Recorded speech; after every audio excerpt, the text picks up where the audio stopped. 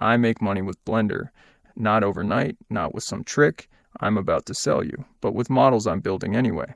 In this video, I'll show you exactly how I built this up, which 3 platforms I use, how an asset goes from idea to sale, and what realistically comes out of it, all from my own experience, no theory talk. Quick bit about me, I've been working with Blender since 2011, and I do this full time now. My focus is realistic, urban scenes, streets, vehicles, street furniture, the most important thing up front because it's the core of everything that follows. I don't build my models in order to sell them. I build them because I need them for my own projects. The sale comes afterward, as a second harvest from work I'm doing anyway. This is the whole mistake a lot of people make. They want to build assets for money. They sit down, think about what might sell, build it half-heartedly, and nobody buys it. I do it the other way around. I have a real project I need a model for. I build it as well as I need it for my own rendering. So it gets tested in a real scene under real lighting with real standards, and it's exactly that tested, production-proven model that I then offer for download. The buyer doesn't get a throwaway asset. They get something that has already worked in a real production. You can tell from the ratings and from the returns, I don't get. I sell on 3 platforms, blenderkit, Superhive, and fab.com, and I'll tell you right away why it's exactly 3 and not 10. Every platform needs maintaining. When I update a model, new version, better texture set, bug fix, I have to upload that update to every single site, adjust the description, swap the previews. With 3 shops, that's an afternoon of work. With 10 shops, you spend all your time just managing and never get to actually build. 3 is the sweet spot for me. The reach still counts for something, but the upkeep stays manageable. Now, the honest part that most videos leave out, when and how does the money actually arrive? blenderkit runs on a subscription model. Users pay a subscription, and payouts are distributed from that pool based on usage. So it's not a fixed price per asset, but a share of the pool. And you can also cash out small amounts, but the payout has to be approved first, and that can take a few days. Fab.com and Superhive only pay out once a month, and only above a balance of $100 and up. If you're below that, the money sits and carries over into the next month until the threshold is reached. Why am I telling you this in such detail? So you don't have false expectations. In the beginning, you'll see apparently nothing for weeks because the amounts are still below the payout threshold. That's normal. The money's there. It's just waiting. Now I'll show you concretely how a model comes together from the first idea to the finished product in the shop. 7 steps.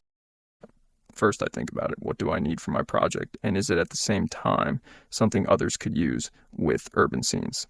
That's almost always the case. Hydrants, traffic lights, vehicles, anyone building a city needs them. And then I gather references, real photos, videos, ideally from multiple angles. The better the reference, the more convincing the model.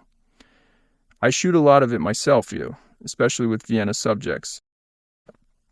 I start with blocking, just rough shapes, the right proportions, the correct scale. At this point, it's not about details yet, but about getting the silhouette and the size relationships right from the blocking. I then build the actual detailed model, clean, non-destructive, with modifiers where it makes sense, proper names in the outliner. Nobody wants to buy a cube mess. Correct origin, correct scale, so it can be dropped straight into a scene. Texturing happens in Adobe Substance Painter for me. That's where I bring in the realism, wear dirt, the little irregularities that make a model actually look real. It's the step that gets the most out of a model. So then I render the product images, and one thing matters to me here, honest previews. I show the model the way it really is, no dressed up fake renders. A disappointed buyer leaves a bad rating, and that costs you more than a few pretty lies ever bring in. Finally, I upload it on all 3 platforms. Good description, sensible tags, asset browser ready where possible, and then it's out there and starts working for me while I'm sitting at the next model. Let's talk expectations. You won't get rich overnight with this, and anyone who promises you that is trying to sell you something. Let's talk expectations. You won't get rich overnight with this, and anyone who promises you that is trying to sell you something. What actually happens? Over time, you build up a catalog. Every model earns a little. Single one isn't much. but 20-30 models together. They keep earning, even in the months where I don't upload anything new at all. That's passive income in the honest sense. Work that was done once and then keeps running. In the beginning, the amounts are small. Some models do surprisingly well, others barely at all. And often, that's not even a question of quality, but of the description, the tags, the preview images, and so it pays to refresh older listings every now and then. The point is, it grows slowly, but it grows. And because I'm building the models for my own projects anyway, the selling part costs me almost no extra time.